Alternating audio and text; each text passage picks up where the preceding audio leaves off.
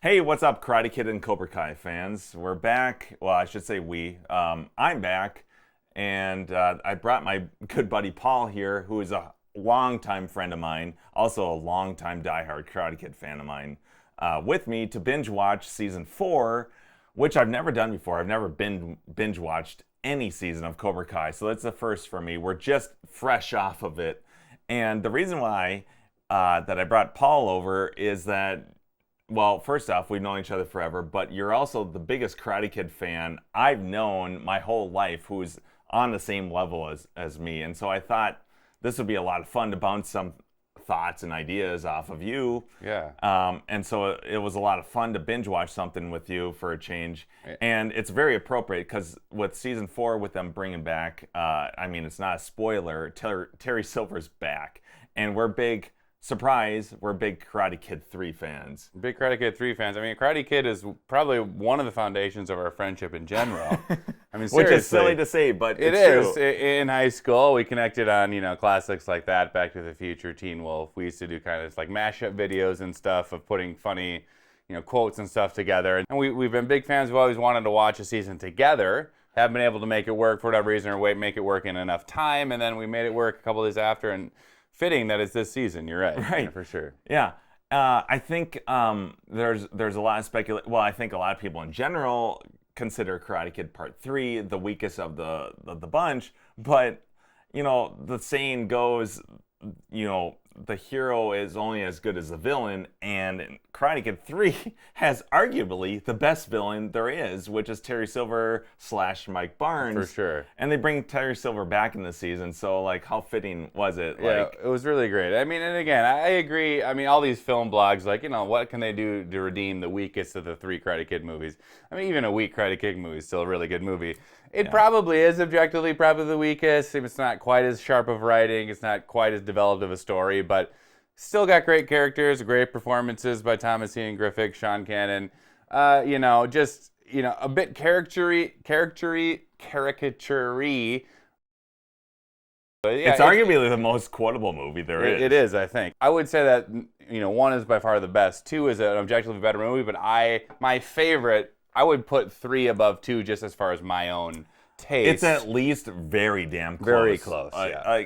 A lot of people put it a distant third, though. Yeah, I just don't understand that because Terry Silver as a character is one of the best villains there is. Yeah. But to each their own. Anyways, that's a long-winded way of me explaining why I'm glad that you're here. Mm-hmm. It was a lot of fun to binge watch this season, and I think this will be a lot of fun to talk about season 4.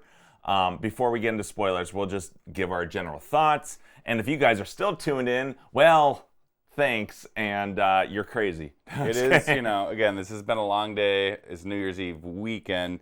Yeah. It's very late in the night, but we wanted to give our instant kind of reactions, pretty fresh off. This is knee-jerk. It's unscripted, although we did take a few notes. Which is hard to avoid because there's so much going on in this season. So much going on. This is definitely the most complex season as far as you have some new characters, you have a lot of relationships that have been developed over 3 full seasons, some relationships that are, arcing for multiple seasons, some new, relationships and for old characters. A lot of relationships that are swapping. There's a lot of characters where I don't think you either, you didn't really see their arcs coming. For sure. Especially where there's been 3 seasons with a lot of these characters already, and you feel like they've already been developed, and then things change. So I think this is almost like the season of change for a lot of characters. It is, yeah, season of change. It's like a coming of age season. Yeah, some things you kind of saw coming because they've been arcing for multiple seasons, but some things that kind of took you completely unexpectedly. Some characters that have never had anything to do with each other, even though they've been on the show for multiple seasons, that had really interesting connections. And thank goodness, I have to say, because you avoided every trailer spoiler possible. Yeah, I think I watched a minute of the intro teaser to the season. I'm like, nope. All you knew was that Terry Silver was coming back because of the one little teaser where it's just him. Back. Today is well, technically it's January 3rd, but January 2nd is, what we watched. It's Sunday. And so the series has been out for 2 full days. And my girlfriend's already, well, she's probably finished it, but she was 7 episodes in, and I was holding out because this is the first day that we could get together. And it was killing me. And you know how spoilers go. Like, the second something comes out, like Spider-Man, for example, like, things are just spoiled instantly. And especially when there's all seasons released at once, for sure. Or all episodes, yeah. Yeah, so thank goodness. I was just going to say compliments to the writers and stuff, because I watched all the trailers and you didn't.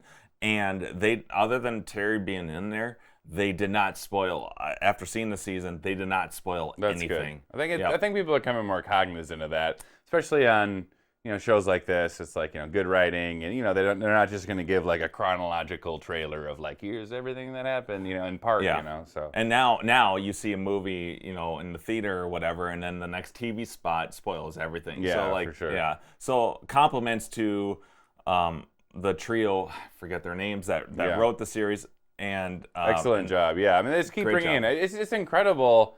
We were talking about this before we started watching this. I mean, the 3 Karate Kid movies. I mean, about 6 hours total of film, and it's like how much content they draw from that, or characters, or parallels, or things they tie in over a relatively narrow mythology of not a lot of stuff. It's just unbelievable all the stuff they are bringing in, and characters and everything like that. This is the best possible way that they can flesh this stuff out, and only true fans, probably bigger fans than us, clearly, can write something like that. And so this is just candy for kids like this. And I think it appeals to both, too, because, I mean, I know people who enjoy the show who, either maybe have seen the movie but aren't hardcore fans. It appeals to both the hardcore fans, but also very enjoyable for people who are just, it's a fun show about karate and teenagers and adults and stuff like that. It's for both generations, absolutely. Sure.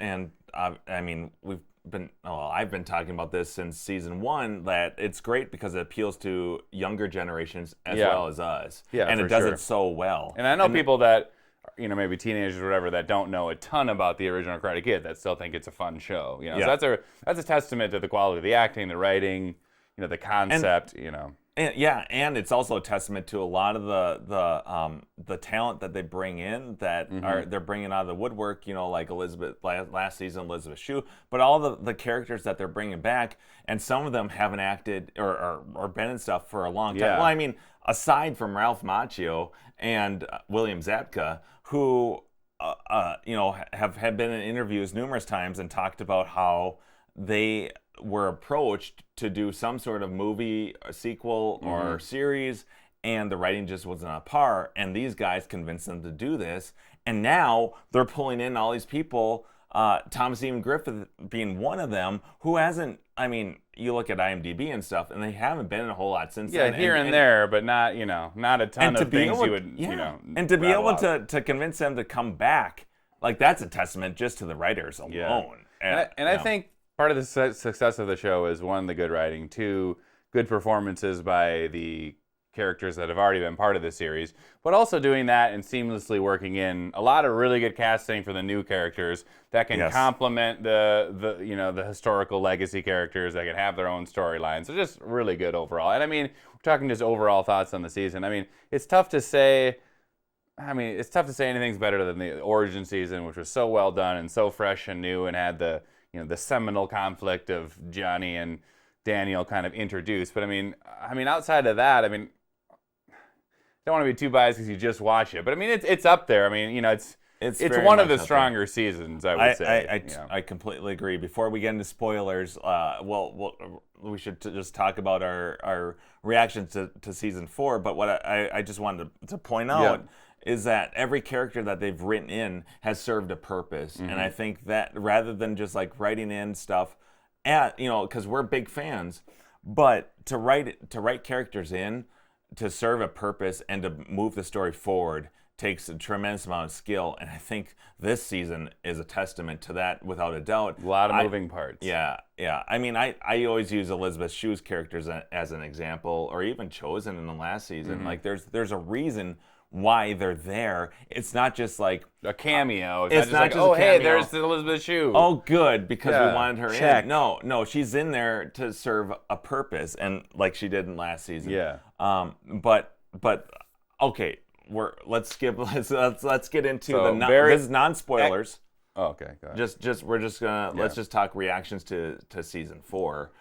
In general, without trying to spoil anything. We'll get into spoilers and we'll obviously announce that. But I think we should just maybe. I mean, you alluded to how much you would like this season, like right behind or in. Yeah, in I would line say with it's right season up there. 1. And again, yeah, I thought it was great acting performances. I mean, probably the most overall dramatic season as far as just dramatic events. I mean, there's really, tender moments between I think we lead both got characters. misty A couple times. I mean, definitely let me take in the emotional, some of the emotional equity that they built up multiple seasons, between various kind of characters. flipped it on its head. Yeah, flipped it on its head, but also kind of to the next level, Mm-hmm. Like, I mean, they would have emotional moments with Johnny, Daniel, whatever, but maybe quickly followed by a joke. But there were some, like, hard-hitting moments where I was like, wow, I wasn't expecting that. And we were like, Yeah, and I think we both went into this talking about the Johnny-Daniel relationship and how we've seen their turmoil throughout the first 3 seasons, and so we're like, I hope we get beyond that. And I think that was part of it going in.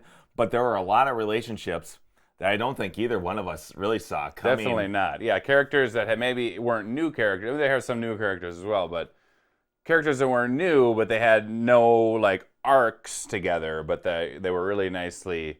Yeah, pleasantly surprised. Like, oh, I didn't see There's this. a lot this of coming. interweaved relationships that I really didn't see coming, and a lot of dynamics that changed throughout it. And I was constantly in, like, emotions were just all over the place. I Yeah. did not expect that really out of this season. This is the 4th season. We kind of knew what to expect. Yeah, I mean, we knew And the it All still Valley surprised was. me. We knew the All Valley was going to be the climax. We kind of Right. knew Terry was going to be part of it. And we knew Yep. Daniel and Johnny were going to be like, trying to team up. So we knew like the overarching arcs, but like, yeah, some of the compliments and the kind of just the more emotional character-driven parts were really, really well done. Yeah. I can't tell you how many times though that we had to pause it and just talk. Yeah. And be like, holy shit, this is going on. Probably took This us like person, 4 this additional person. hours to watch the. Oh yeah. No, I think we started this at like 4 p.m. and now here it is, 2 a.m. Yeah, or something. yeah. But that's just a testament again, I think, to the quality of the show, because it's constantly throwing me off guard, and I love being surprised. That's a good thing. There's nothing worse than predicting something. Yeah, and we talked about it before we started watching it, like some Yes. things, what's going to happen and whatever. And some of the things we were pretty good on, and some of the things we predicted did not happen. And some things we said were like, or some of the things that happened were like, I would have never thought of. Yeah, I feel like the first half of the series, or at least the first third, I should say, Yeah, third. we were pretty darn close on our predictions. And then especially the back half, I was just like flabbergasted. Yeah, there's some very good surprises for sure. It was really, really, really good. So as a whole, I would put this in line with season 1. Yeah, me too. There weren't things that were completely unrealistic in this season, and the school fight at the end of season 2. You've always hated the school fight. I've always hated it because I'm like, well, we both went to a school that was overprotective. Like, there's no way something like that would go down in our This high is school. 20 years ago, so And this now is 20 it'd years be even more. Yeah. And then the break into the house thing, which wasn't as bad as a school fight to me, Yeah. but it was still like a little preposterous. Like, Yeah. it was just like, I mean, I enjoyed it, but it was a little over the top. It kind of pulled me out. Yeah, They didn't have that in this. Yeah, it was definitely the final, like, 2 episodes. I mean, this isn't spoiler because you knew the All Valley Tournament was going to be a big part of the story arcs. And, yeah, it was definitely more satisfying to see it in a more realistic context as far as, like, the All Valley Tournament and that production and, the sensei's there and a more controlled environment. So, yeah, I think that was...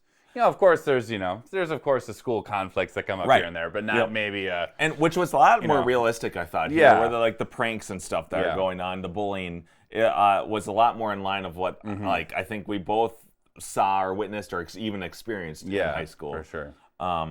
So I appreciated that and the build up to the tournament. I mean, and maybe we should get into spoilers here, but the last 2 episodes were the tournament, and it wasn't just a 1 episode thing. Yeah. And I don't think either one of us were that was crazy. we had to actually go back and be like, this is like there's 10 episodes. This is episode 9, and they're at the tournament.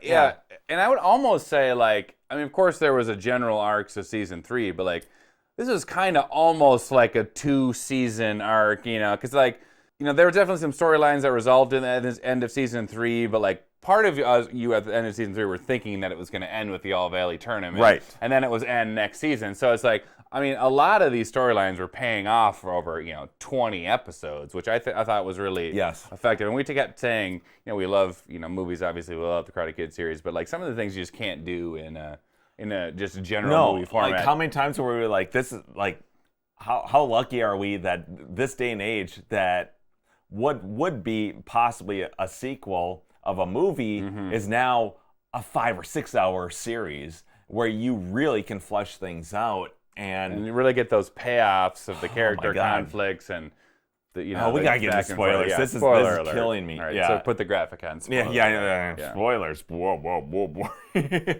But are we gonna should we talk first just overall Thomas Ian Griffith, the return to the series? Well, I mean, that's kind of where how the series or the season begins. Yeah.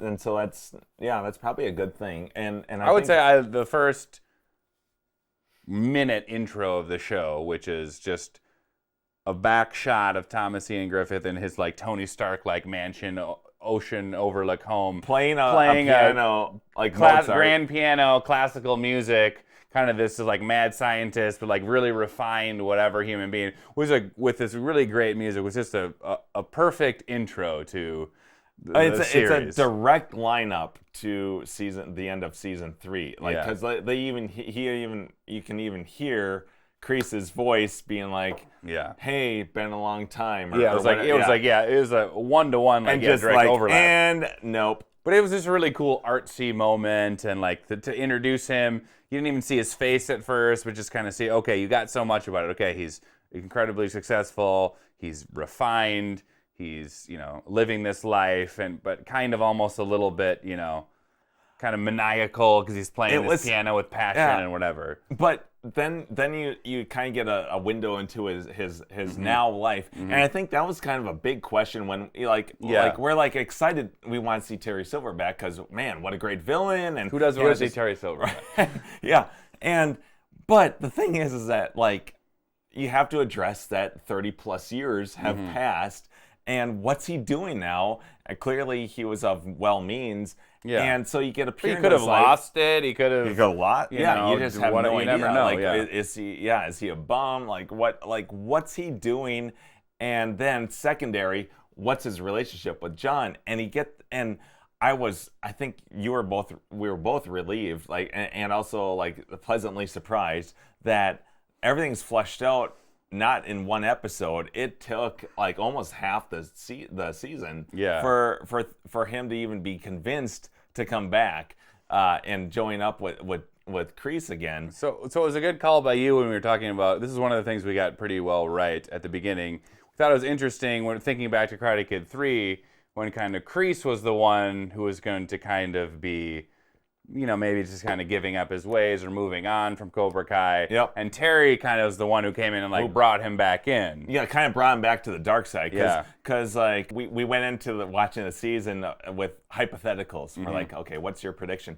And my thing was, because one thing I've learned about this series is that they flip a lot of things on their heads, and things that you thought on the surface from Daniel's point of view from the Karate Kid movies are not all what they seem. And so I was wondering, I'm like, and I think you were right on board at the beginning. I was like, well, you remember in Karate Kid Part 3, Kreese is just kind of a bum. Like all of his students are gone. He can't pay the rent of his knuckles are healing. Yeah, he can't pay the rent at Cobra Kai. So he goes to Silver's mansion to basically say, here's the keys. I'm sorry, I'll pay you back, but my life's a shambles and I'm moving on. He's very humbled and humiliated. And so I was wondering going into this, is that gonna be Silver? And like now, because we were teased at the end, we still didn't know going into this that was Silver that he had called. We assumed. Pretty sure. But, yeah, pretty sure. But it was but now Kreese is reaching out to Silver, not Silver, I'm going to help you out. Yeah, so it was a pretty big role reversal. Now, obviously, Kreese is not down on his luck or anything like that, but he is, he's moved on, living an incredibly refined, successful lifestyle. He's called Terrence. He's got, he's got snooty friends. Yep. All abound. A girlfriend that really appreciates very refined, him. yeah. And so he had moved on. He had gotten therapy.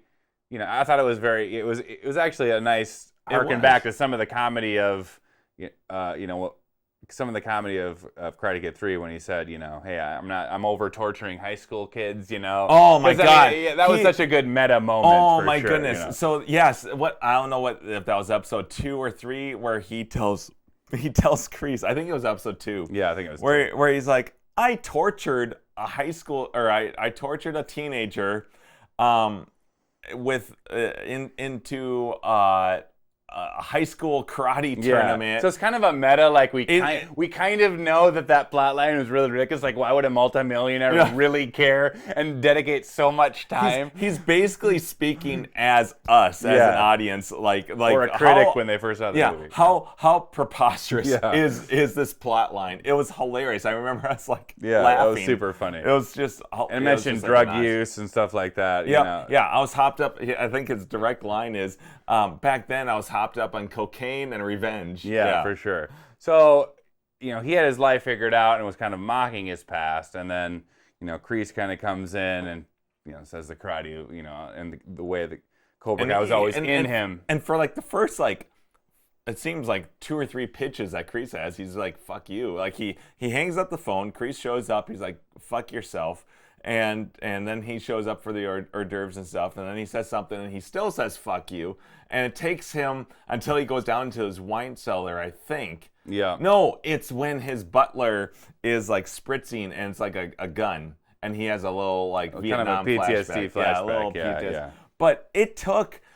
I was pleasantly surprised because I was like, oh no, it's gonna be 2 episodes, and he's gonna be back on Kreese's side, but no. It took a lot, and he was even pissed showing up at the dojo. I like that too. Yeah, for sure. That was really cool. It was very, maybe realistic isn't the right word, but it was very believable. Yeah, it's a payoff. It didn't seem super contrived. They made it pay off that this person had moved on, so it was going to take multiple attempts. I think we both agree that every time Thomas Ian Griffith is on screen as Terry Silver was a highlight of the show. I mean, he's just we were just waiting for those great actor. Moments. I mean, he's got great depth. I mean, he had times where he was calm, he had times where crazy, he had times where he was conflicted and and scared. Yeah. We talked about this a few times throughout the show that just on his face, you can just read emotion in his eyes and what he was and it was a treat. Maybe one of the best overall season-long acting performances. Agreed. We were just dying really for those big scenes, arcs, especially his exchange, not with the kids, but with just him and Kreese. Mm-hmm. And that was something I was hoping for, but I didn't necessarily expect. Yeah. And how that dynamic changed. And we'll get into the relationships and stuff because there's so many in this season. It's ridiculous, and they all change. Mm-hmm. But that was really it was great. A lot of great. If you're a Karate Kid 3 fan like you and I are, so many great callbacks to all those quotable moments, including a cover song that we'll get to. For sure. But specifically with Terry Silver, just a lot of great callback quote moments. If you're a junkie, you'll notice a lot of lines and dialogue and there's a gazillion Easter eggs. I probably won't do one of those videos again, but you can YouTube those. There's a gazillion Easter eggs, and I'm sure I didn't even pick up on. I have to watch this season again. Yeah, but should we get into the crux? Should we do chronological? Get into the relationships? There's a lot to talk about. I mean, maybe since we're talking about Kreese and Silver, maybe touch on that relationship. Yeah, because it was kind of I think going into the season, we knew he was going to be a part of it. We knew he was going to team up with John, but what was that going to be? Was it just going to be par for the course? Kind of like a Karate Kid 3 parallel where there's going to be lock and step? Was there going to be conflict, whatever? Yeah. And we kind of, pleasantly surprised, I thought, because I don't know if I would have totally suspected that. There was a lot of tension between the two. Yeah, and it started just from the get-go. Pretty close. Like once he decided to join and he was, co-senseis of Cobra Kai. I mean, things started to kind of like, it wasn't there was a little totally friction. copacetic. Yeah, right out of the get-go. I think, and I was a little bit taken back because one of the first things they did was showed up at LaRusso's dojo, and he gave, it's so good because it's so great, but he gave what I would consider to be a heartfelt apology. Yeah, so I think that was kind of a bait. Yeah, but at the same it was time, a cool like walk up where like Miyagi-Do and the others are practicing at his place, and then he kind of you see the feet walking, and you're like, who is it? And then you see it's John and Terry. So it kind of harkens you back from the time when Terry visited Daniel, at least just those two back in Karate Kid 3 to kind of scheme him.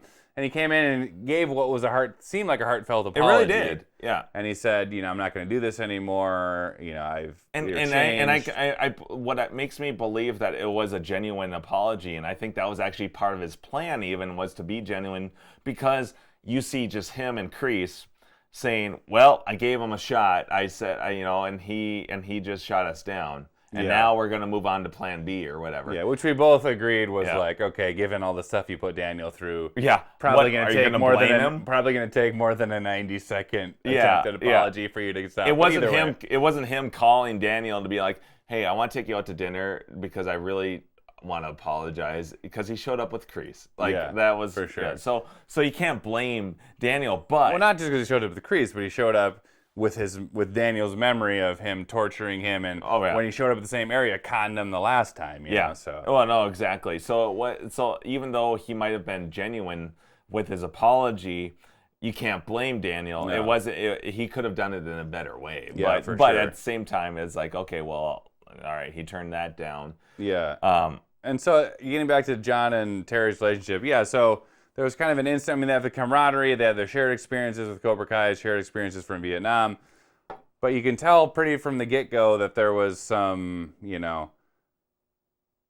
John kind of had his way, and he was kind of used to being the ringleader overall, and Terry kind of had shifted some of the principles right away, and John wasn't, fully in it. And when we kind of like recapped Karate Kid 3, I mean, there was a lot of John and Kreese. There's John and Kreese at the beginning and the end, but like the vast majority of the movie in Karate Kid 3, John's kind of out of the picture on vacation or whatever. He's MIA because he's in Tahiti. Yeah, so we didn't have a ton of screen time, meaningful screen time with them, hashing things out. So we really we didn't in that movie. You really never got a complete sense of their dynamic. Yeah. And here, you kind of get that, but on top of that, you have that whole history.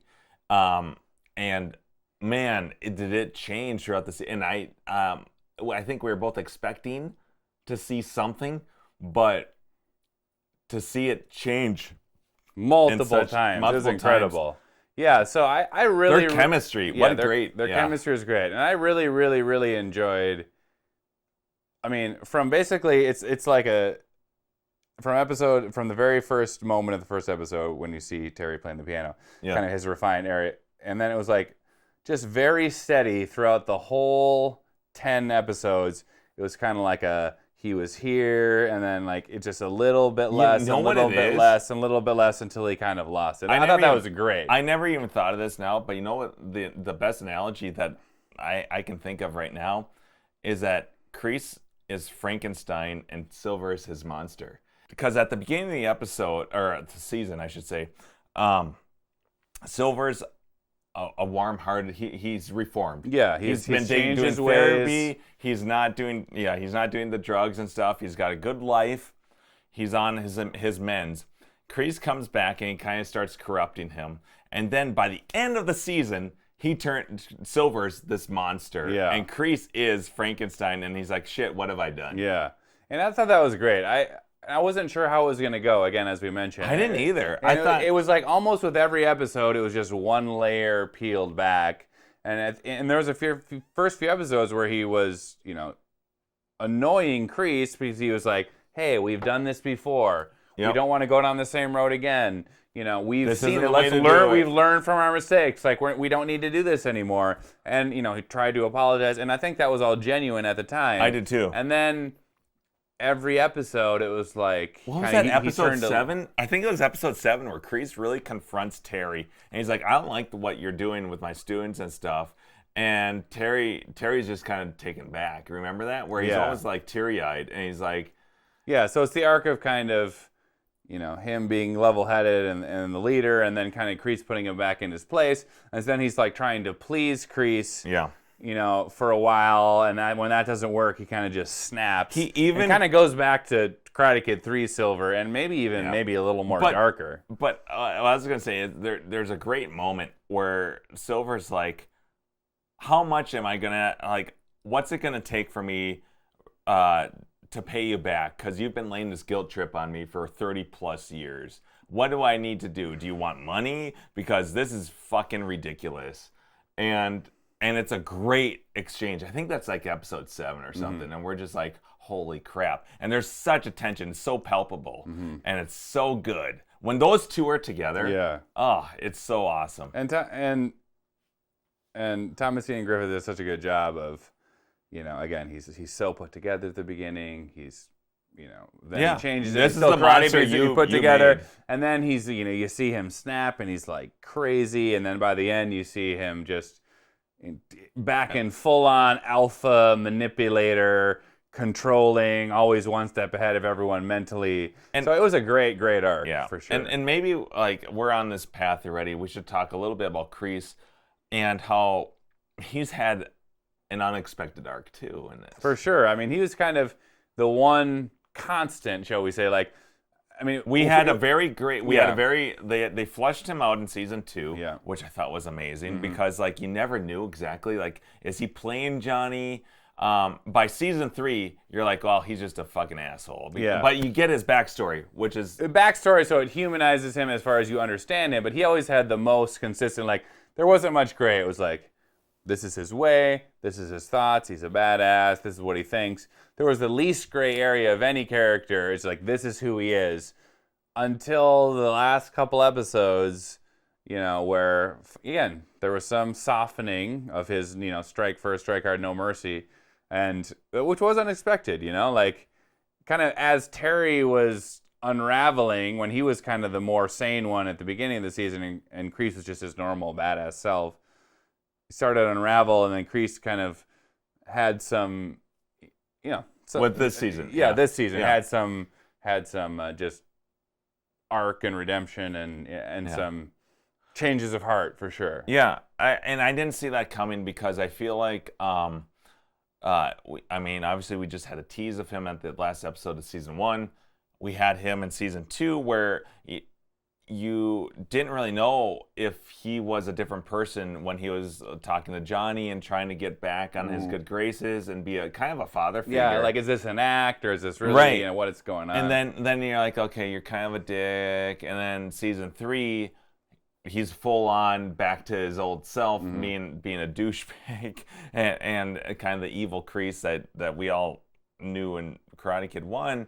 There wasn't a whole lot of arc in season 1, but then at the, so I thought, I kind of just figured, well, he's on that path. That's just who he is because that's who we've always seen.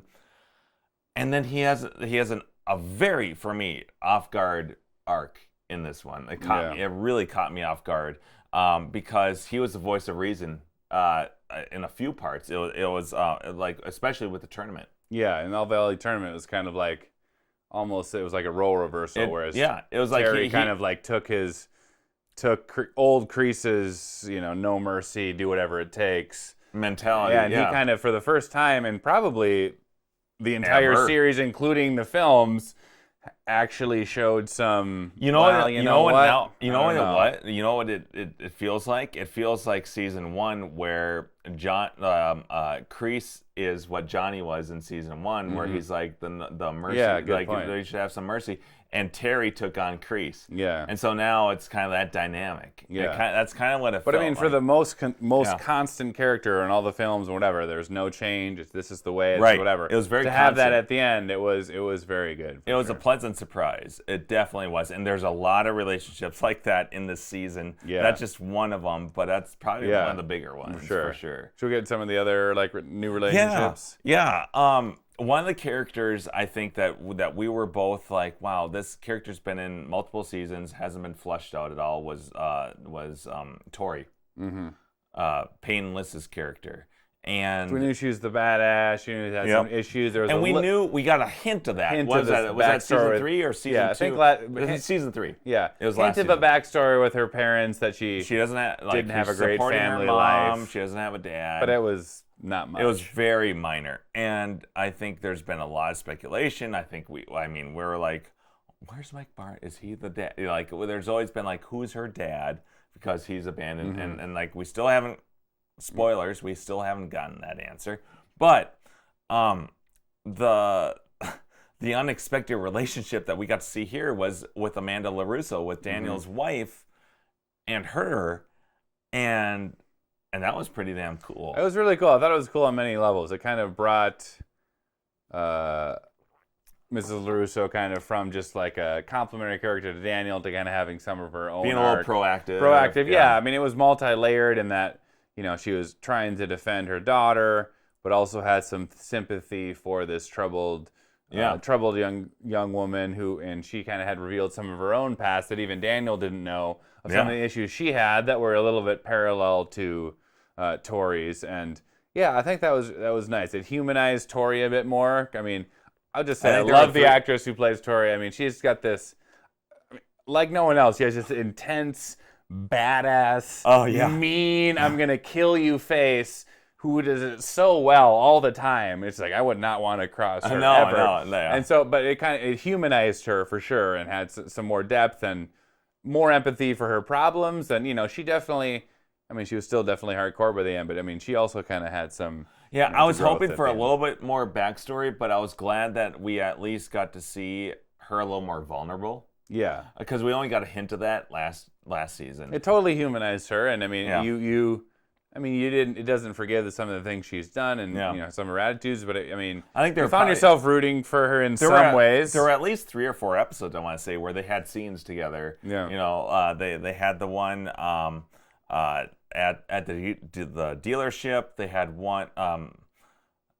I'm thinking of with just Amanda and Tori. Mm-hmm. They had the dealership. They had the one at the house. Mm-hmm. They had the one actually before. Where she was serving. Tournament. She was at the restaurant. She was serving. Yep. And then right before the All Valley tournament. Yeah. So they right before the match. Had several, and so you can kind of see her being a little more well-rounded, which I think they really needed to do, and they did well. Yeah, I thought it was just a great arc for Amanda and a great arc for Tori overall. Yeah.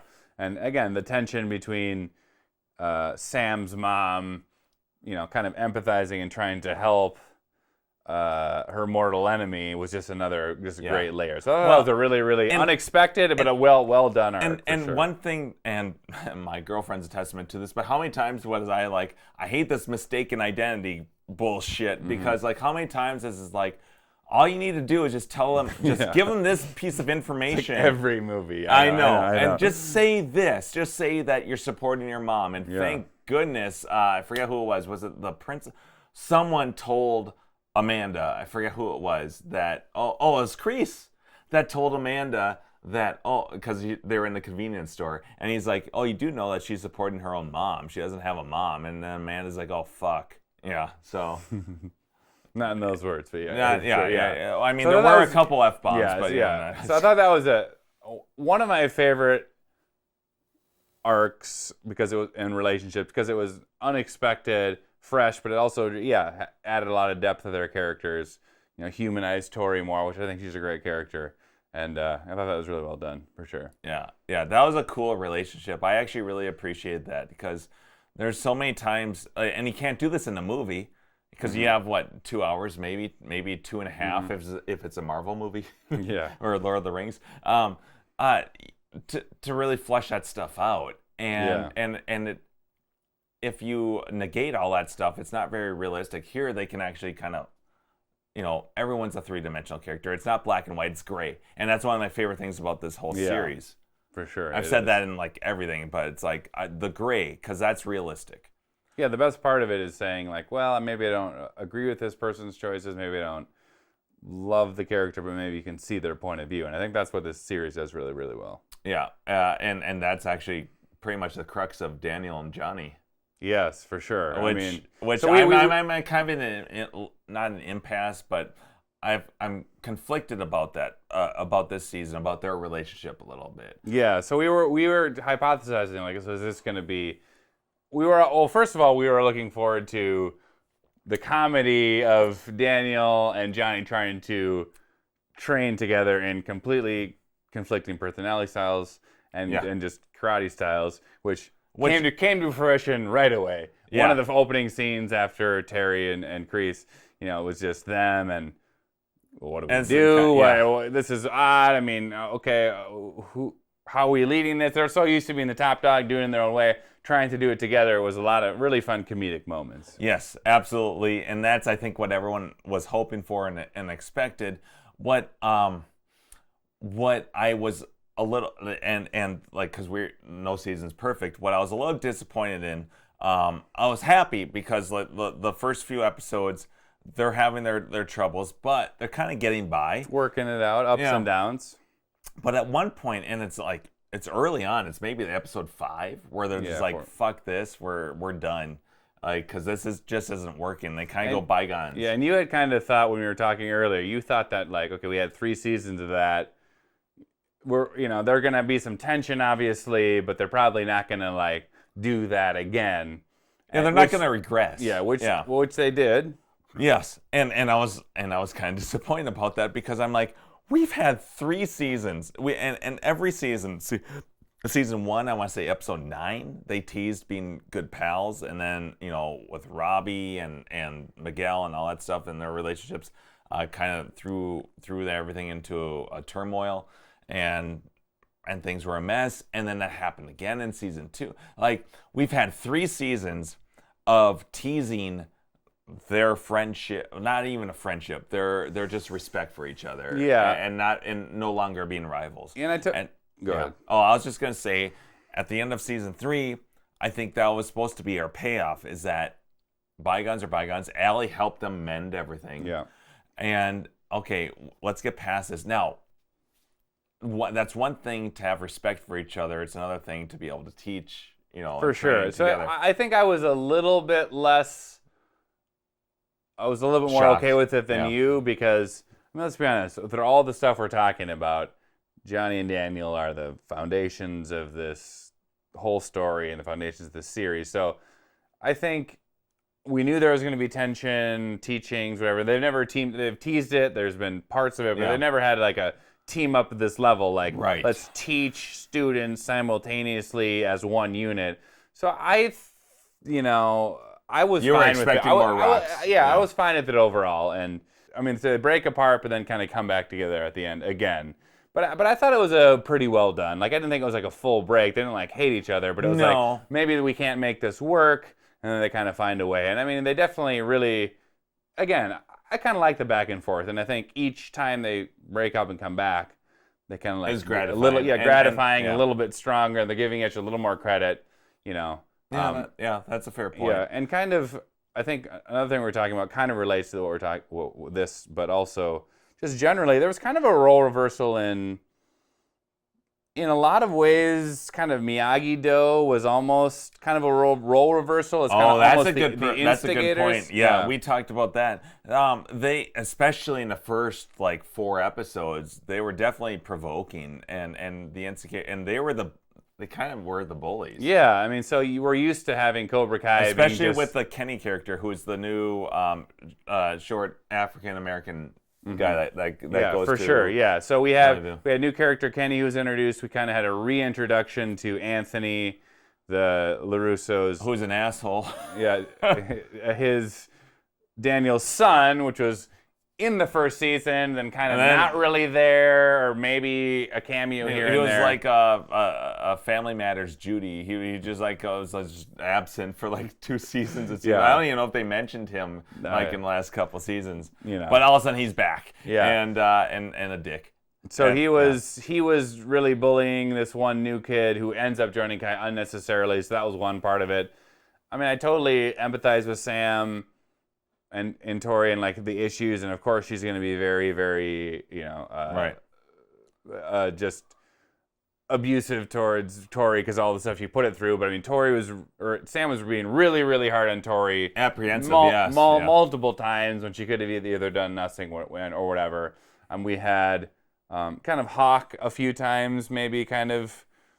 Definitely with Kenny. Yeah, stepping in and bullying him. So it was, and even I wouldn't say bullying, but like Daniel was very, kind of normally in the past, Daniel had kind of been the shining light of goodness and whatever. But I mean, we're kind of seeing him take his views to a fault to the point where he's just so closed-minded and so set in his ways that he's not necessarily bullying, but he's definitely not contributing to, I think even though he believes in all of his teachings from Miyagi-Do, but what we've seen is that he's very tainted by his past, and so I think it's very difficult especially in this season for him to look past that and think that someone can have redemption or an arc or just a different view. Yeah, so this is probably maybe Daniel's like most difficult season because I mean he has all the qualities that he had in the earlier seasons, but you see him misstepping multiple times. Yeah. Maybe he should be letting Johnny do his stuff a little more and have more trust in him. Maybe he should have a little more trust in his daughter who's going through conflict, and he's just so focused on the old ways and honoring Mr. Miyagi that, he does a lot of more unnecessary damage throughout the season. And so, so it was kind of an interesting role reversal. I mean, of course, Cobra Kai they're still them, but they were much more the, not the non-aggressors through most of the season. Okay, let's Which not is do unexpected. this. Yeah. So that was interesting. It kind of flipped it on its head a little too, where the quote unquote good characters were maybe now they're almost I don't want to say victim, but they're kind of the bystander. Yeah, for sure. At least in the first few episodes, which was a fun little twist. So Hawk, he had a really good arc, I thought, throughout. Yeah, for sure. Here. Got rid of his hair, which probably practically wasn't his choice. Probably it wasn't his choice, but probably practically as an actor and as like the whole hair and makeup team. Sure Can we find a way to write this out of the series because it's a pain in the ass and it takes a ton of time. And maybe I've had this multiple years, maybe I don't do it anymore. So that way, so he gets Cobra Kai is told to not fight, but that doesn't absolve them from pulling some shenanigans and cornering him at his tattoo parlor. And cutting his hair off. So that was very interesting for him. That was a little humiliating. But we got to see it almost brought him back to season 1 because what's his name? Dimitri had to kind of convince him to be like, oh, dude, you gotta get back into the game here. And the funny thing is that he was the tougher guy. He was, he was quick to join Cobra Kai, quick to turn and be aggressive. And now his friend, the tall wimp, is convincing him to, hey, get back on board. I care about you. And he ends up basically kind of buzz cutting his whole head. And actually, that's where I wanted to go with this. Is the whole twist with sides with training, because one thing I thought was really cool is that Miguel really grew fond of Miyagi-Do, and then on the flip side of that, and I think this is very believable, was that Sam LaRusso's daughter really appreciated Johnny's teachings, and it was like we were like the analogy about like a kid in a cookie jar, like what really pushed her over the edge was getting a text from Daniel saying, do not do what I wouldn't do. And she's like, well, screw that. And then she jumped. I'm going to jump from building to building. From building to building. She pulled a Morpheus. Yeah, for sure. Not quite as high, but she freed her mind for sure. So I thought that was a cool dynamic. And then and that was the kind of the wedge between the two, because Johnny didn't like seeing Miguel being fond of Daniel's teachings. For sure. And so there was this little, Yep. That was very good. Yeah, that was good writing and I think that's very realistic because I mean, like you tell someone don't do this, and well, I kind of like this. Yeah, for sure. Especially teenagers. And then getting back to a little bit of Hawk, he kind of started out being the, unsure kid, and then he was like over the top badass, tattoos, dye my hair, mohawk, and then he kind of almost went back to like a good hybrid of the two, where he has like the confidence and the ability of like at the end of season 3. Yeah. I mean, at the end of this season, I mean, his arc is kind of one of the top fighters, but maybe not the anger and aggression and the rebellion of the Hawk days, but he still has his friendship with Dimitri. He still has he's grounded a little bit more from his kind of slightly caricature it was that was a very fun character to watch because there was he was very conflicted throughout the whole thing. Yeah, for sure. And I think that's very believable. Like we all like it's very teenager-esque, Yeah, for sure. Yeah. Do you want to move into the kind of like all the stuff in the final couple episodes of the All Valley tournament? Yeah, a lot of the things are in there. We should actually talk. I don't think we wrote this down here, but we should talk about Aisha. Oh yeah, she nice came cameo. Back. We had a nice little revisit with her, and I think a lot of people were wondering about that character because she was absent in season 3, and I don't know about you, but I thought she was one of my favorite characters. Mm-hmm. I just thought that she had such a compelling story, and it was just nice to see someone joining Cobra Kai, and for all the right reasons, I thought. Yeah, for sure. It was a couple minute moment. It wasn't like a full reintegration of her character, but it offered some advice and support to Sam at a time of need. So yeah, it was good to see her for sure. What about Robbie? We should talk about him. Robbie. You're right. I mean, one of the stars of the show.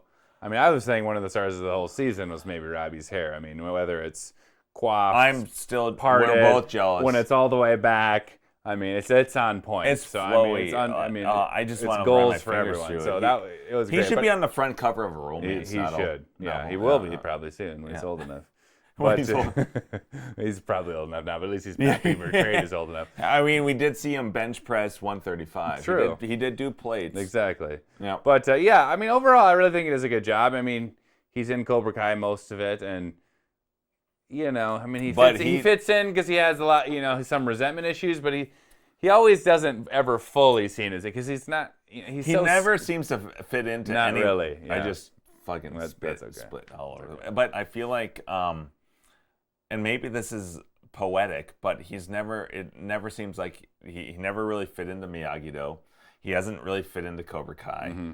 I think he's gonna eventually have to fit in with his dad, with Johnny, because like he's always out of place. But I think he's got one of the best lines in the whole freaking season, where he's like, "It doesn't matter how you fight as long as it works." Yeah.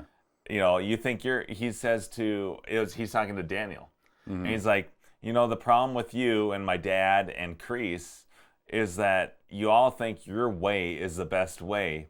But the truth of the matter is, I think this is how it goes. It's like, it doesn't matter what way you fight. It's the matter of if it works. Yeah. As long as it works. And I think he's maybe, I mean, he obviously has a lot of baggage or whatever, but he's probably one of the most kind of complex. Complex, but also like almost like open-minded. Like he's he's had issues, but he's taking things from everyone, and very stoic, really good acting performance. I like the actor a lot, like the performance that he gives, and just even after he loses in a tournament, very likable. Even when he's kind of like playing the badass mean role in Cobra Kai, he's still there's a lot of humanity. A lot of conflict. So overall, really liked Robbie. Liked his arc. Which was essentially, he was never all the chips on the table. Never all in. I mean, he had definitely a long period of time where he was kind of in Cobra Kai and participated and instigated some of their shenanigans that happened, but he never fully fit. I'm looking forward to seeing his character evolve a little bit because clearly throughout this whole season, he's never completely he's never zen in his mind. Like he's never completely involved or invested. Like he's always in turmoil. Like he has sympathy for Kenny, and that comes back to bite him a little bit. And and I think that's maybe part of the reason why like his outcome with the tournament and how that all works. Yeah. out. I was hoping this season he would resolve things completely with Johnny, but maybe that'll be next season. Kind of did. Yeah. Which I mean, so some of the stuff, kind of like the end arcs that we're kind of putting a bow on some of this, is kind of like comes in the last 2 episodes.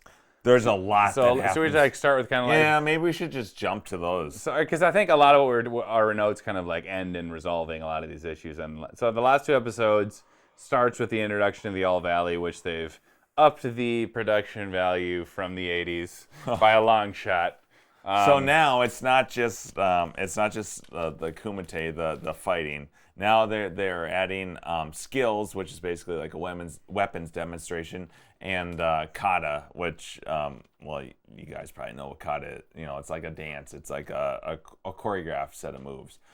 So they implement all these things, but then they also add, it's not just men's division sparring kumite, but it's also women's division. So there's all these implements, and they all carry a point system. Yeah. And so it's whichever dojo has the most points at the end is the winner. So we enter with Eagle Fang, Cobra Kai, Miyagi-Do, all vying, and all with the stakes of if they lose, they have to close down their Miyagi-Do and Eagle Fang kind of split up, and so they're 2 entities going into this. So I would say just general, just really, I mean, just from a general standpoint, not even talking about specifics. I mean, I thought it was a really cool sequence. Whether it's the skills competitions, and some people and some people you don't. Really great fighting sequences. I mean, and it's a real.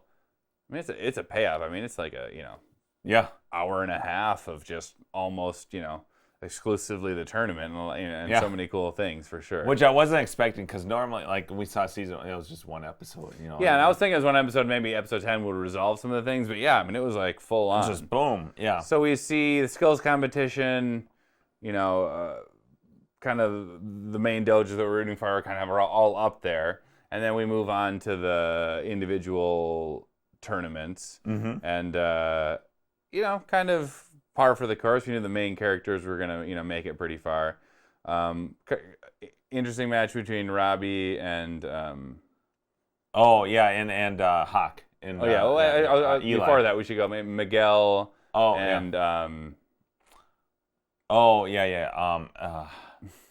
where he gets injured. That was Miguel and Hawk. So we're on to the quarterfinals to get to the finals.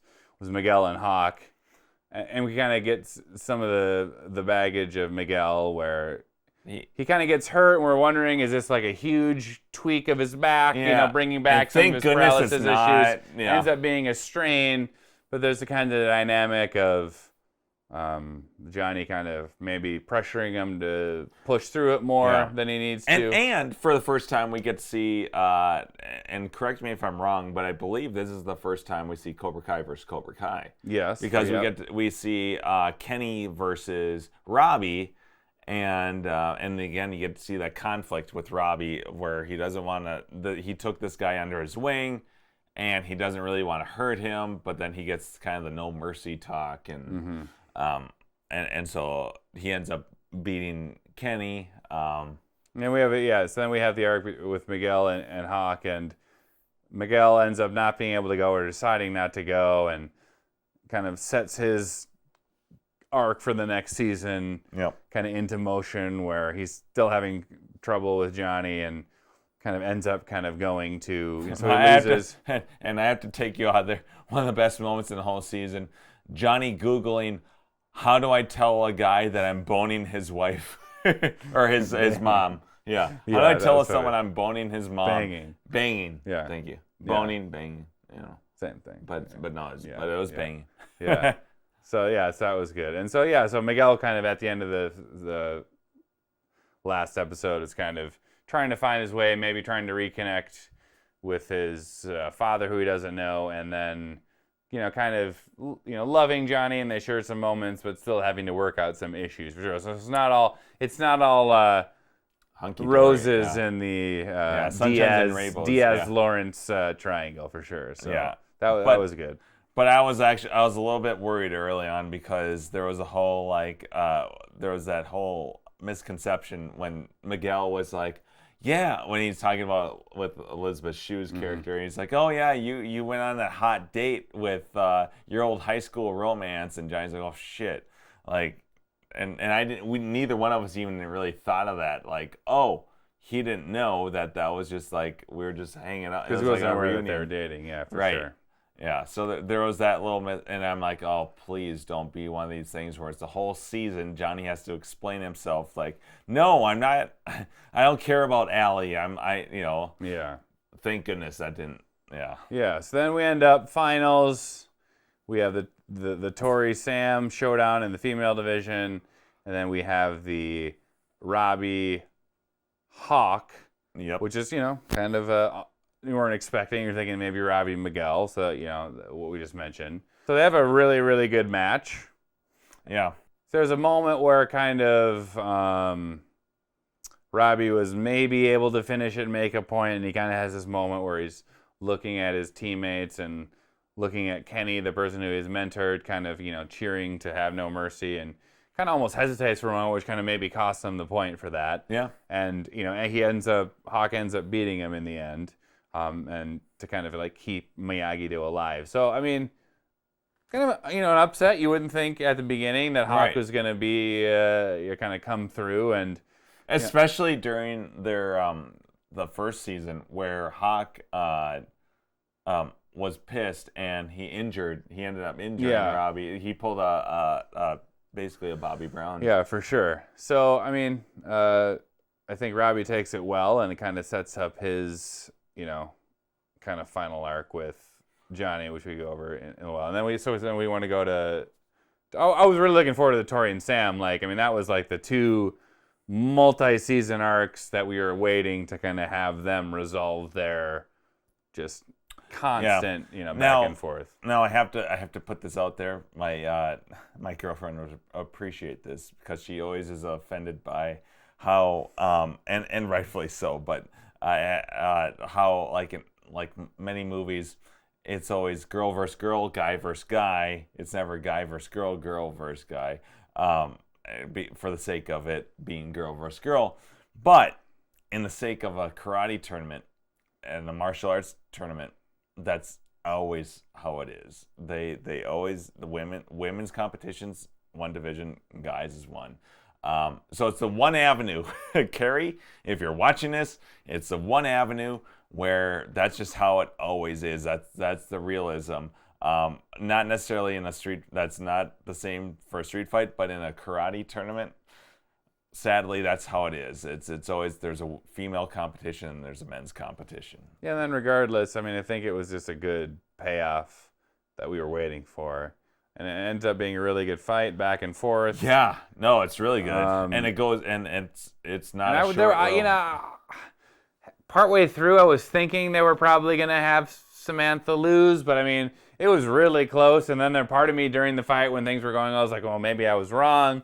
In the end, I think we had a conversation like with our hypotheticals going into this. We're like, I feel like Cobra Kai is gonna win for whatever reason. Yeah, because it was basically came down to them. If Samantha won, then Miyagi-Do would have won the whole tournament, meaning in theory that Cobra Kai would need to shut down. And there was a lot of overconfidence with Miyagi-Do going in. Like, I remember telling you, like, after like episode 1 or 2, I'm like, Jesus, like, Daniel's got a lot of confidence, like, and Samantha's got a lot of confidence, and that's always a problem. Mm-hmm, for sure. They had a lot of overconfidence, I think, going in. Yeah. So Tori, very good match, very close, and Tori ends up just marginally pulling out the victory in the end.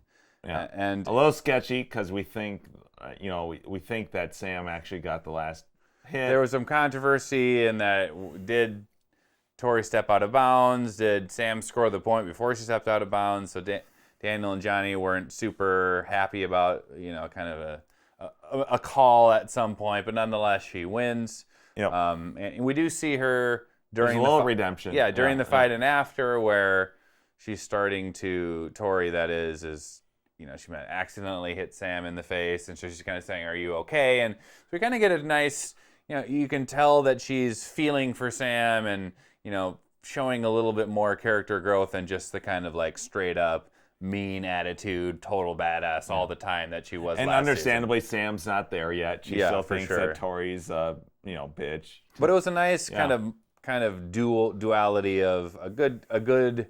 It's a stepping stone. A good fight, very entertaining sequences. Obviously, moved the whose dojo is going to win along story well, but also the kind of humanization and some of the empathy that you're starting to feel. And that was kind of foreshadowed Tori. because we saw we heard, Sam's like, you want me to kick your butt for the third time, and so there's that confidence again that like I think is a detriment. And I mean, there was some foreshadowing because while we agree that Sam has every reason to dislike Tori many times over, but there was multiple times where Sam was the aggressor, the kind of person that's going out of the way to humiliate Tori, maybe doing things that the old Sam maybe necessarily wouldn't have had to do, although she might not be fully accepting of Tori, which is understandable. So a good fight. We were kind of thought maybe that they were foreshadowing that maybe that Sam would lose, and that's ended up what would happening.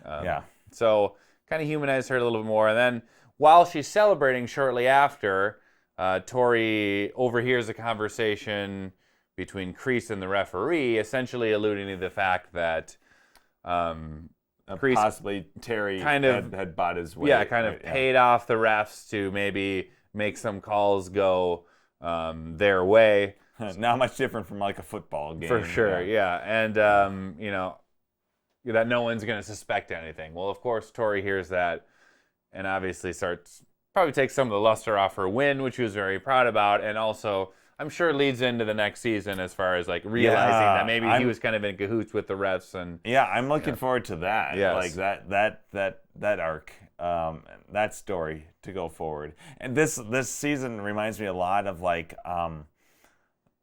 80s movies, kind of like Fast Times, or where there's like multiple stories being intertwined.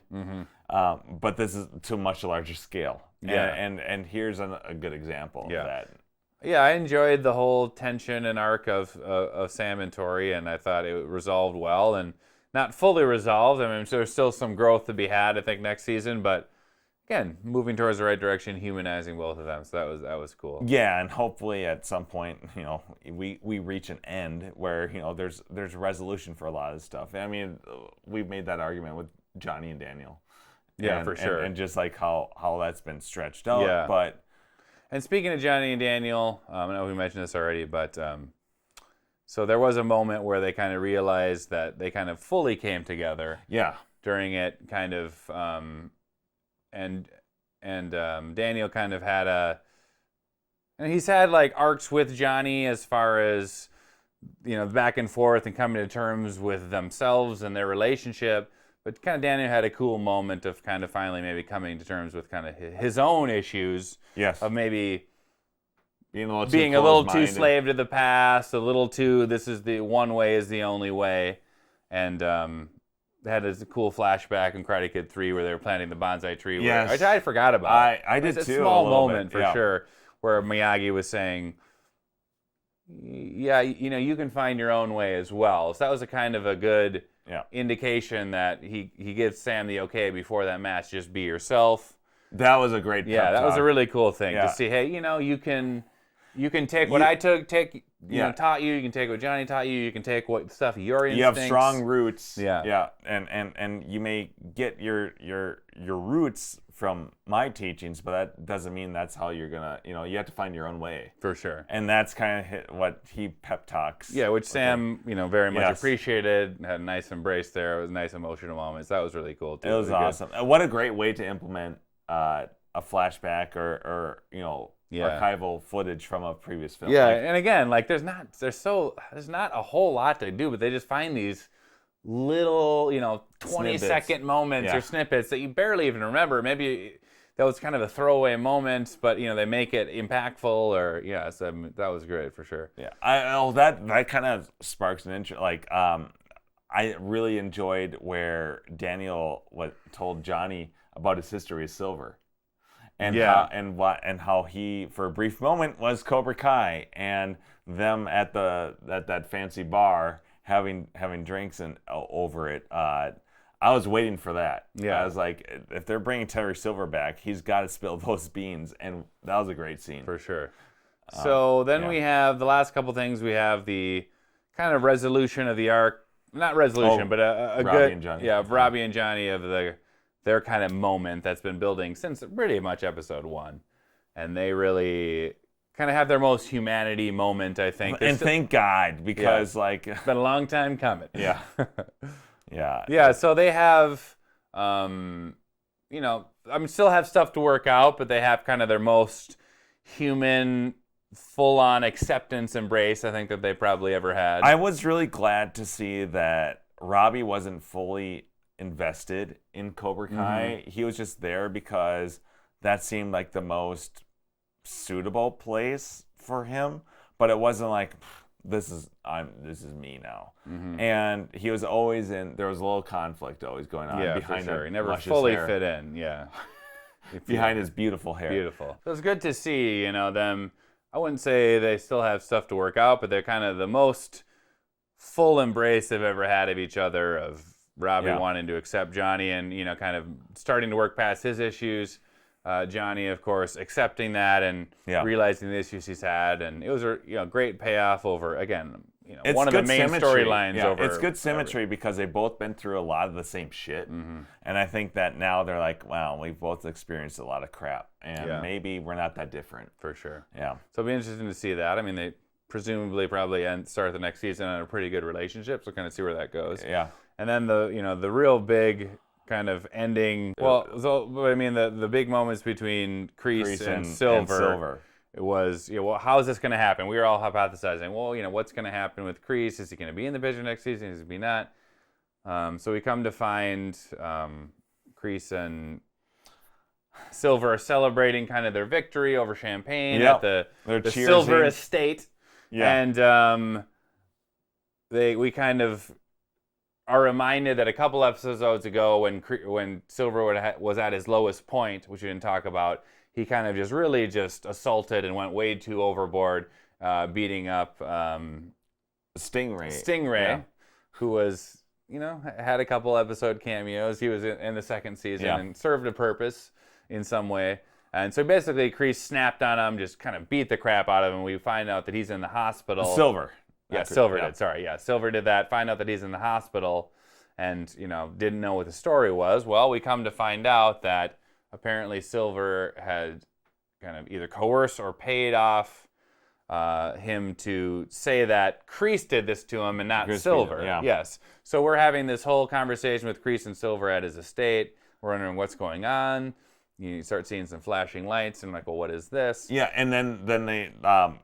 Like right before those lights, they start talking about Silver brings up. You remember when I told you that you've got a weakness? Yes, and what is that? And the weakness is you. Yeah. Yeah. So you're my weakness.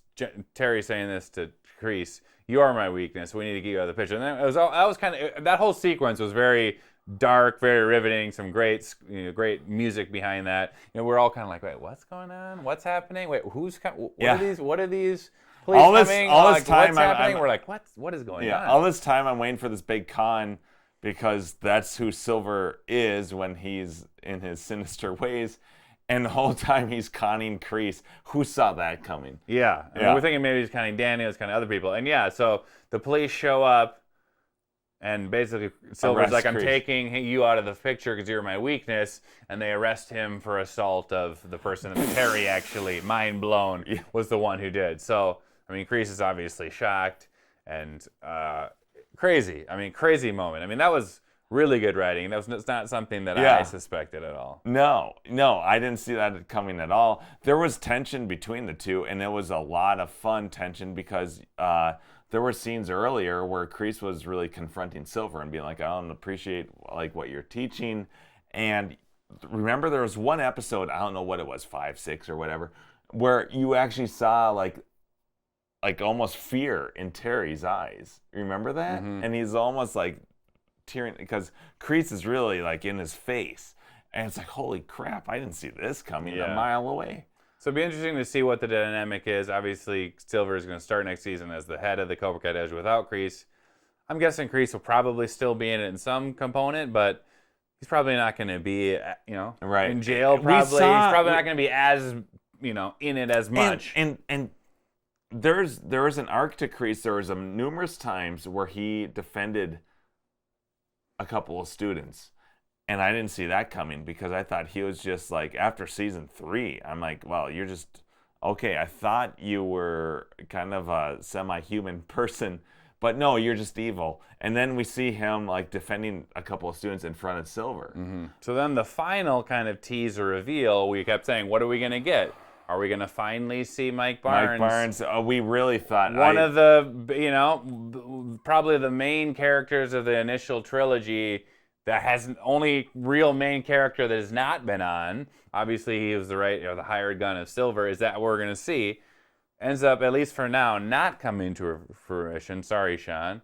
And Sean Cannon, who plays Mike Barnes. He's got to be in talks. He's got to be. He's got. I mean, please bring him in. We need it. But it'll come. Flush him out. Damn it. Yeah, so then we see Daniel kind of talking at Miyagi's grave, saying, "You need to help me. Help me beat Cobra Kai." All of a sudden, we get this dolly out and tilt, and who do we see behind Daniel as he's not like, Mike I need Barnes, some but no, how crazy would that have been? I would have blown, like, I'm already blown, but it's fucking Chosen. Chosen coming to he's team back from Okinawa, which was I would have never thought I never saw it coming. I kind of thought that never. This was his arc last season. They kind of revisited the Okinawa thing, make amends, and that's over. I was not thinking he was going to come back. No. So I'm just like, I'm still like caught up. Like, so in some way, we don't know how it's going to work out, but there's going to be a potential Chosen, Danny, and Johnny trio. Well, that's going to be an interesting dynamics. Yeah.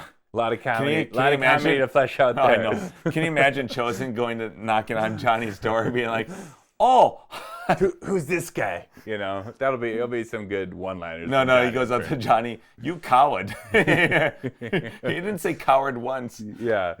So that'll be really interesting. So as of now, season 5 is setting up to some semblance of Kreese in charge of the kind of dominion over Cobra Kai. Silver. Yeah. Silver, sorry. I know I keep saying that. I know what he meant. Yeah, Kreese, I don't know, in jail or in court for assault or whatever is going to happen.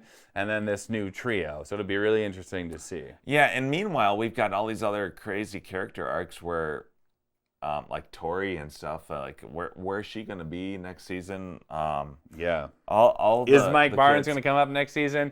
Is he going to come in at all? Is he going to be the tease at the end of the season? Is he going to maybe and they keep he could come in the first couple episodes? Who knows? And they keep talking about like Miguel's dad that he hasn't seen, Tori's dad that she hasn't seen. Yeah. Like they keep talking about that stuff, and I keep thinking, well, and I think everyone else or a lot of people have been like putting the puzzle pieces. Well, it's got Mike Barnes has to be. I'm not fully convinced that he's going to be one of their dads. That might be a little too convenient, maybe. I agree. And the writers are pretty good. Like they don't want to make it too contrived. I'm not saying that would be bad if he ends up being like Tori's dad, but I mean, I could maybe see it just a little bit more like, hey, let's call up this guy. Yeah, I just don't know what the avenue would be to bring his character in, and I have no doubt that he's going to come in. It's just like I feel like it'd be really difficult for them to bring him in cold because of how he was in Karate Kid 3 as just a hired hand. Are you having trouble breathing? I'm joking. That was a Mike Barnes quote, Karate Kid 3 quote, but. I'm always talking about shithead. Yeah, exactly. So this is most of our relationship, just quoting Karate Kid 3 lines together. So it'll be interesting to see. It'll be interesting to see what happens. I don't know. I'm really excited. Season 5. Yeah. I don't know how they can bring him in as well written as a lot of the other. Yeah, how they can bring him in naturally and not seem super contrived and like, why is this person coming in? Other than the fact that like he's in the Karate Kid 3. But the writers, they've really woven in and done they an excellent job all the time and weaving in, and not just cameos, but like parts of the story that are impactful to Daniel's development and others. So they'll figure something out, and I'll be interested to see. I will too. It was kind of a surprise that it was Chosen was kind of the big reveal for the next character and not Barnes. And that was a play. Like I love, like we've said, I like being surprised because if I guess what's happening, I'm almost instantly disappointed. Yeah. If it's too clear, right. for sure. And so probably everyone was thinking that Barnes was the end game. Yeah. And then or that was the, logical guess, and they kind of turned it on their head. I totally thought that was going to be the tease up because they do that consistently. Although I shouldn't say that because there was no tease in season 2. Season 3 we had an inkling, or actually I think that might have been in a trailer that Chosen was going to be there, or that he was going to meet Chosen. I think that was in a trailer of season 3. 4, all we knew was that Silver was back, which, I mean, hell yeah. So yeah, all in all, amazing season. Great acting, great storylines. Where would you writing. put this of the 4 seasons? I don't want to try to be too recency biased because we just got done watching it. But I mean, as of now, I'd probably put it number 2 behind the initial season, which is tough to beat because of the freshness and the originality and just the Johnny Daniel thing. But I mean, that's kind of where pretty I'm close. at. Yeah. Really close. Yeah, that's where I'm at. I thought I feel like I had a bigger high at the end of last season, season 3, where Johnny and Daniel were teaming up, where that moment where they're in the back of the dojo, I had a really that was cool. Rush. I don't know if I had a bigger rush overall than the events of last season because I still kind of felt a little at the end of season 3 that was cool that they were teaming up. It kind of was a little bit of I thought the All Valley tournament was going to be the end of season 3 and it was the end of season 4. Yeah. So it was cool, but it almost seemed like it was a mid-season. If this was a network show and it was 20 episodes, it would be a mid-season arc and they're taking a holiday break. So I really like that, but to me this was a bigger deal. Yeah, I didn't like the school fight or the house brawl. Yeah, but I liked what came of that. I really like season 3. I liked the aftermath. I liked the Alley Country Club reunion. Yeah, that was great. And then I really liked Daniel and Johnny kind of making amends and that sort of thing, and their fight with Kreese. Their tag team fight was really cool. I like that stuff, but the tournament of this season was really good. But I thought the relationships and that dynamic, that's what put it above those other and two just seasons. Michael Ian Griffith's acting performance and bringing a Thomas beloved Thomas Ian, sorry, and his performance acting a beloved character and just him bringing it in the range. He didn't drop amazing. a fucking beat. No, it was amazing. That dude, you could see it in his eyes. He had all that energy. He hasn't lost anything with martial arts.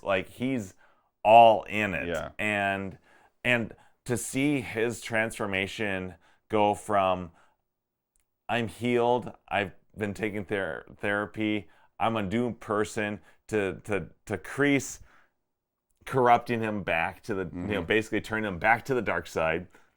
And then almost Kreese being shit, I'm regretting this. Yeah. And now he's on the other side of the spectrum. It's what a great writing job. It's great overall. I'm looking forward to it, right? Yeah. Glad we got to watch it. I know. Now I kind of want to watch it again, and then it's when's season 5? I know. It's going to be a while, but I mean, I'm sure they're in work, so all in all, hey, it's, I hope watch you guys it if you haven't. Yeah. Smoke if you got them.